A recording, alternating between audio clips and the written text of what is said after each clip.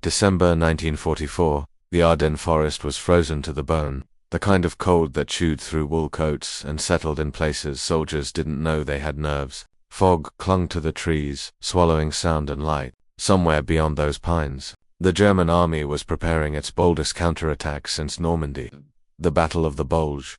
But this story doesn't begin on the front lines, it begins in a basement. 3 months earlier, September 1944, a civilian engineer named Harold Hal Madsen stepped into a secure room inside Camp Evans, New Jersey. He wasn't a soldier. He wasn't even cleared for Normandy. He was a Bell Labs radio engineer, quiet, glasses thick as tank periscopes, hands permanently stained with carbon dust.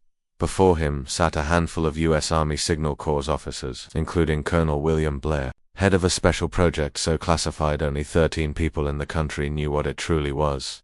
On the table was a rectangular metal box, gray, dull, unremarkably yet more dangerous to the Third Reich than any tank or artillery shell the U.S. Army had ever built, but Madsen called it simply SCR-520B Variant 7. The Army called it the Ghost Finder. The Germans, months later, would give it another name, Der Unsichtbare Tod, the Invisible Death, because this device represented the U.S. Army's hidden superweapon in the late war, a breakthrough in radar technology so advanced it could detect enemy armor through forest, snowfall, darkness, and radio silence. It wasn't a gun. It didn't fire shells, but it could find German tanks before those tanks even knew they were being hunted, and in the Ardennes where the Germans were preparing one final gamble using Tigers, Panthers, and Panthers hidden under camouflage nets. This single device would tilt the balance of an entire battle. The officers in the room didn't smile. They rarely did. They weren't here for comfort. They were here for survival. Colonel Blair stepped forward. Mr. Madsen, in simple English, can your machine really tell a Tiger from a Sherman at night? Madsen swallowed. It can tell which one is heavier by return echo, which one has thicker frontal armor, and he hesitated, almost embarrassed. It can tell when they change gear. The room went stone quiet, because what he said, in plain language, was impossible. Tanks on the battlefield were ghosts at night. No one could see them, hear them, or track them until it was too late. Madsen had just changed that. The device worked like this. It emitted a high-frequency radar pulse. Trees didn't block the returns. Snow didn't either. Steel, however especially dense German, steals it up the screen like a comet. The operator saw each tank as a distinct pulse shadow, revealing its size, weight, and sometimes even modeled art. It wasn't magic. It was science at a level Germany didn't believe the Allies possessed, and it was the Army had mounted 2 prototypes into modified Codenamed Project DIANA, the Angel of Death. But there was a problem. Someone had to field test it. Someone had to take it into combat, in real conditions, under fire. That someone would be Lieutenant Jack Ramsey, 20-4 years old, a former physics student from Illinois, now commander of a reconnaissance platoon battered from months in France. He had no idea when he stepped into Blair's office that morning that his next mission would be one of the most extraordinary intelligence operations of the entire war. Ramsey, Blair said, you're going to Belgium. You'll be issued 1 half-track, 1 experimental radar set, and a 2-man team from Evans. Your job is simple. He paused. No, actually, your job is impossible. Ramsey didn't blink. Good, those are the ones we win. By early December, Ramsey and his team had slipped into the Ardennes under radio silence. Snow fell like shredded paper. The front was quiet to quiet, some officers said. The Germans were up to something, but no patrol, no aircraft, no observation post could see movement through the dense forest and fog. Except Ramsey, except Diana. Except the weapon the Nazis never knew existed. And the final week before the Bulge erupted, Ramsey's radar crew detected something deep in the woods, something big, slow, armored. Something that shouldn't have been there. A formation of German Panthers and Tigers, engines off, waiting for orders. The US had just discovered the opening thrust of Hitler's last offensive before it happened, and the lives of tens of thousands of American soldiers would depend on what Ramsey did next. Night in the Ardennes had a way of swallowing sound. Lieutenant Jack Ramsey sat inside the modified half-track, lights off, engine cold, breath condensing into thin ghosts. His radar operator, Corporal Tim Huxley, skinny, jittery, brilliant, leaned over the cathode ray display of the Secret DIANA system. The green glow flickered across his face, making him look like a skeleton studying an X-ray of a battlefield no one else could see. Outside, the forest was silent. No artillery, no chatter. just the creaking of frozen branches. Ramsey checked his watch. To 12 hours anything yet, he whispered. Huxley didn't answer. His fingers danced over the dials in tiny, practiced adjustments. He was tuning noise, filtering static, chasing faint returns through the wooded darkness. Then there, Huxley murmured, "Contact, multiple contacts, big ones." Ramsey leaned in. On the radar screen a circular sweep pulsing outward. Dark shapes appeared as bright, glowing clusters. Not infantry, not trucks. Tanks. German heavy armor. At first one cluster, then two, then more. Ramsey exhaled slowly. "How far?" he asked. 800 yards, maybe 9. They're stationary. Engines cold, my guess. They moved in earlier and stopped to avoid aerial recon. Ramsey felt the hair rise on his neck. The Germans weren't just preparing an attack. They were assembling mass armor under cover of darkness and forest. The U.S. High Command believed the Ardennes was a quiet sector, unsuitable for large tank movements, but Diana had just proven them wrong. He tapped Huxley's shoulder. "Can you tell type?" Huxley adjusted another dial. The shadows sharpened, revealing signatures, return shapes defined by armor thickness and turret geometry. "Tigers," Huxley whispered, "and Panthers, a whole company at least." Ramsey clenched his jaw.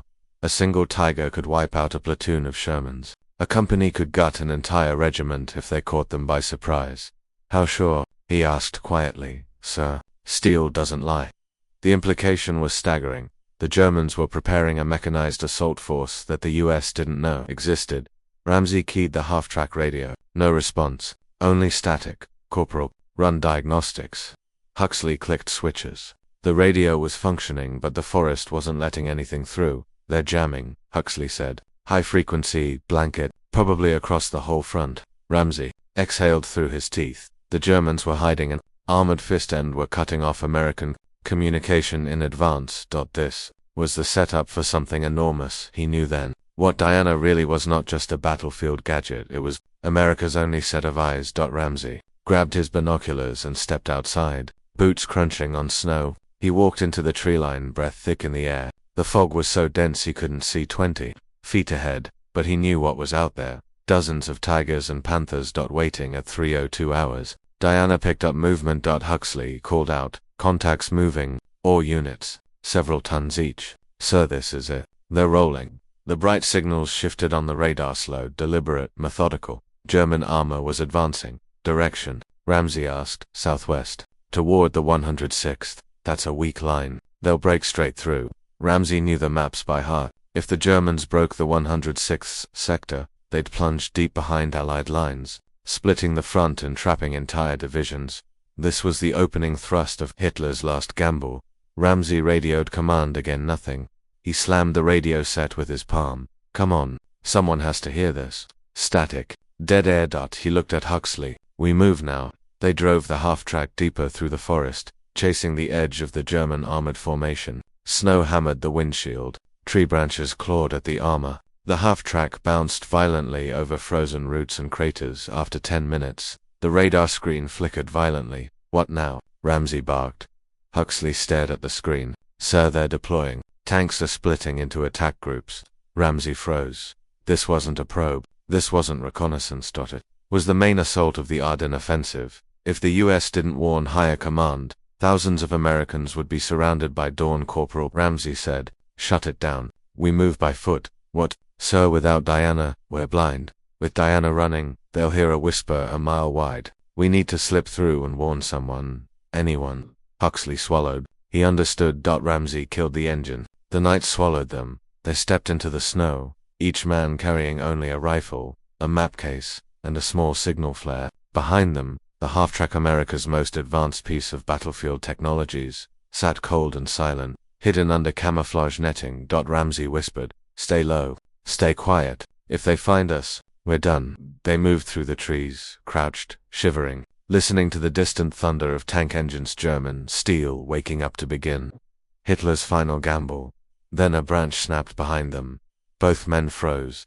Through the fog, a shadow loomed, huge, rectangular, armored. A Tiger. Its engine idled low, like a giant breathing slow, patient breaths. Ramsey grabbed Huxley and pulled him behind a fallen tree. The Tiger's machine gunner swept a cone of light across the snow. The beam passed within inches of Ramsey's boot. Ramsey held his breath so long his vision blurred. For a moment he thought the Tiger's turret was aimed straight at them. Then a yell in German. A hatch slammed. The tank rumbled forward, disappearing into the fog. Ramsey exhaled slowly.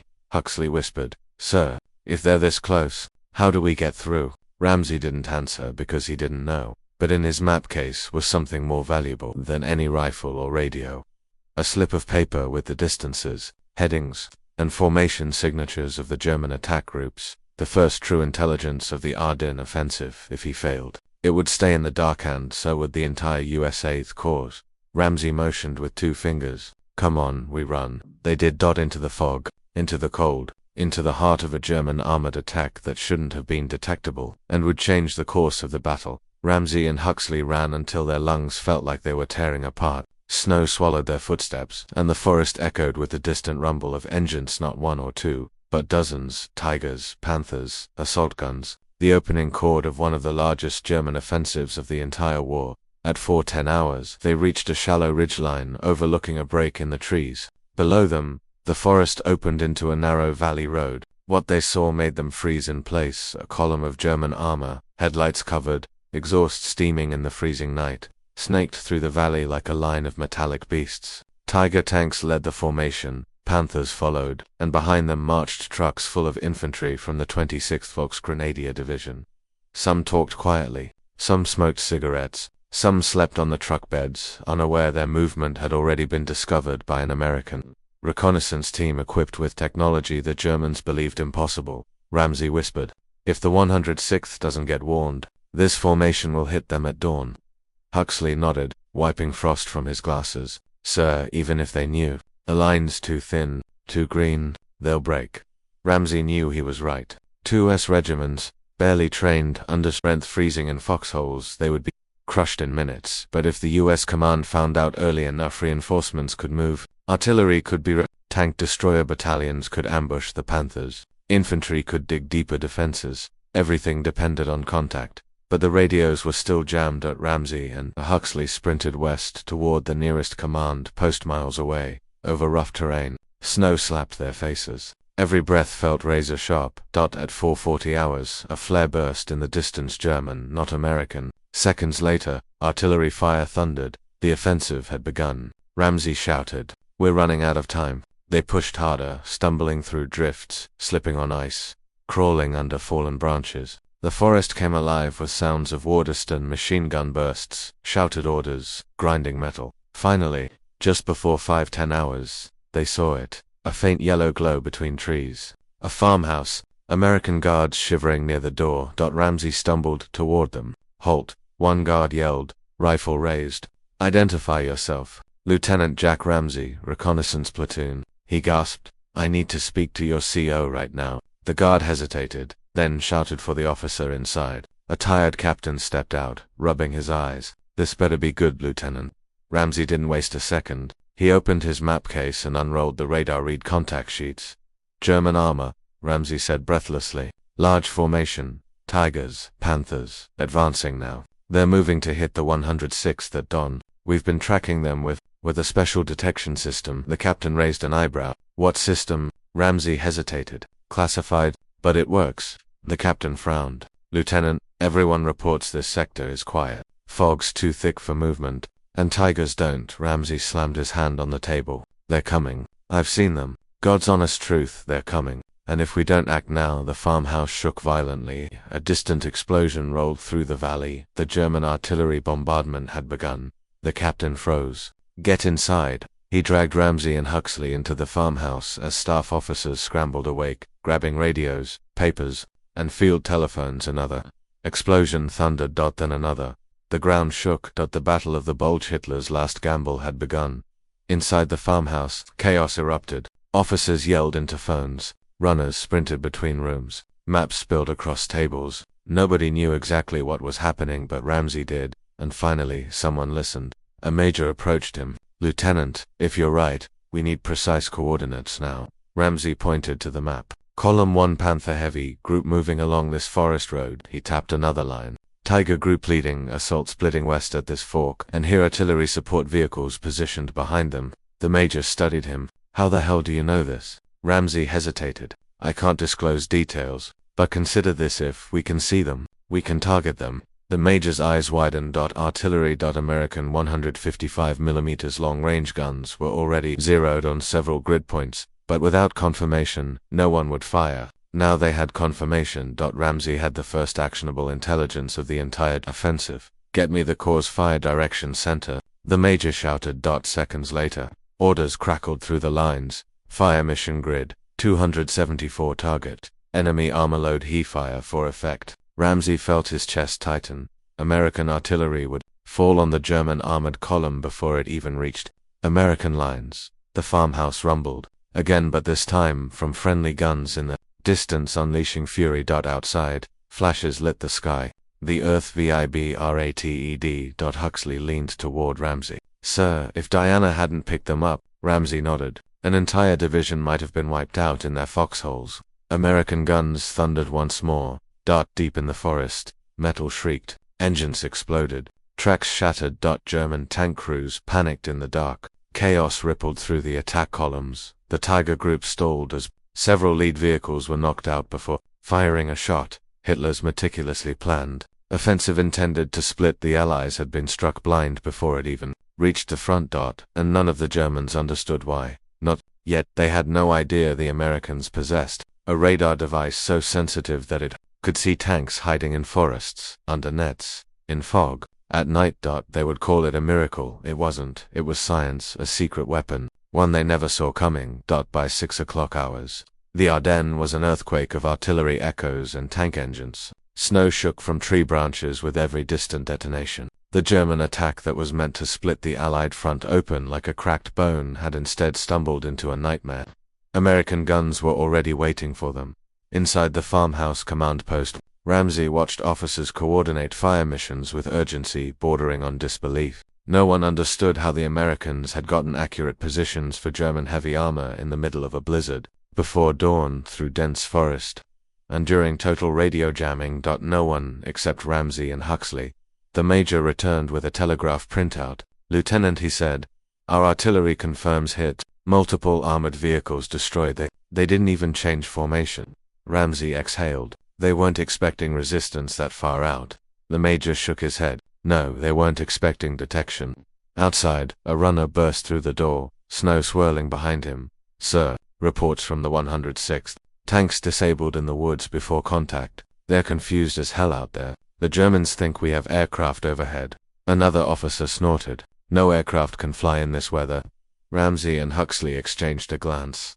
Huxley whispered, Sir, they have no idea what hit them. Ramsey replied, Good, let's keep it that way. At 6:40 hours, German armor regrouped. Panthers crawled forward, infantry dismounted. Tigers tried to push through trees for cover, but the forest was too dense. Their own surprise attack had turned into a bottleneck.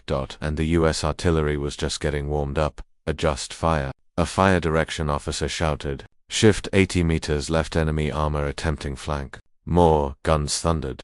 Deep in the fog, American spotters reported flames rising through treetops as German vehicles erupted. Ramsey stood at the farmhouse door, breath steaming in the cold. He could hear the distant booms of exploding fuel barrels, the metallic screech of track failures, the muffled shouts of crews caught in ambush from an enemy they couldn't see. He whispered, That's what happens when you fight blind. Huxley stepped beside him. Sir, Diana, she's never been used like this before. They're going to ask questions. Ramsey didn't look away from the horizon. They won't get answers. He knew the truth. The Ghost Finder wasn't just a new device. It marked a turning point, a shift from traditional reconnaissance to a new kind of warfare, one where the U.S. could see through weather, foliage, darkness, barriers that had protected armies since the dawn of time. This was a weapon far more dangerous than any tank. This was information. That 7:20 hours. The German attack finally slammed into the American front lines, but weakened, disorganized, and missing its armored spearhead. Without armored momentum, the Volksgrenadier infantry couldn't break through. American units held longer than predicted. Hours longer, long enough for reinforcements to mobilize. By 9 o'clock hours, elements of the 7th Armored Division were racing toward the threatened sector. Tank destroyers dug in. Engineers laid mines. Roadblocks sprang up like steel thorns, all because one radar set and a half-track saw something hours before anyone else. because Ramsey and Huxley carried impossible intelligence through a forest full of German armor, because artillery crews received coordinates before sunrise, because a civilian engineer at Bell Labs refused to sleep until he bent physics into a battlefield tool. By noon, the German offensive in that sector stalled completely, frustrated, confused, unable to understand how the Americans had seen them.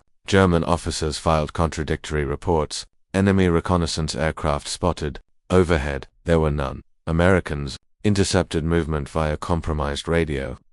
Transmissions had been made. Local civilians betrayed our positions. Impossible no. One lived that deep in the woods. Hitler, receiving these reports, exploded with rage. He blamed cowardice, sabotage, fate. He never suspected the truth. The Allies possessed a radar system so advanced it could track armor through forest at night. The Nazis didn't learn of Diana during the war, not after the Bulge, not after the surrender, not even at Nuremberg. The project remained classified until 1958, long after radar became commonplace. That night, Ramsey sat beside a small fire outside the farmhouse. Huxley handed him a tin cup of bitter coffee. Think they'll ever know what we did? Huxley asked. Ramsey shook his head. Not our job to be known. Huxley looked toward the forest. Do you think Diana will end the war faster? Ramsey considered the question. She won't win the war, he said, but she stop a lot of men from dying. That's enough. Behind them, trucks rumbled as artillery units repositioned. Officers shouted new orders. The Americans were no longer reacting, they were controlling the battlefield, that all because of a box of circuits and copper wires, built by a man with carbon-stained hands. Weeks later, when the Ardennes offensive finally collapsed and the Germans were forced into retreat, U.S. intelligence quietly sent a message to Bell Labs. One sentence: your equipment prevented a breakthrough of catastrophic scale. Harold Howe Madsen never received a medal. He never wrote a memoir. He never even learned the full details of what happened that night. But the officers who survived the Bulge knew. Lieutenant Jack Ramsey knew. Corporal Huxley knew. Every American soldier who held the line that morning against a tidal wave of German steel that should have been that something invisible had guided their artillery. The Germans never saw, something they never understood, something that changed the war before the first shot was fired. Asterisk, asterisk, a secret weapon, not made of steel, but of information. Asterisk, asterisk, asterisk, asterisk, the Ghost Finder. Project DIANA, the U.S. weapon that helped break Hitler's last gamble before it even began. Asterisk,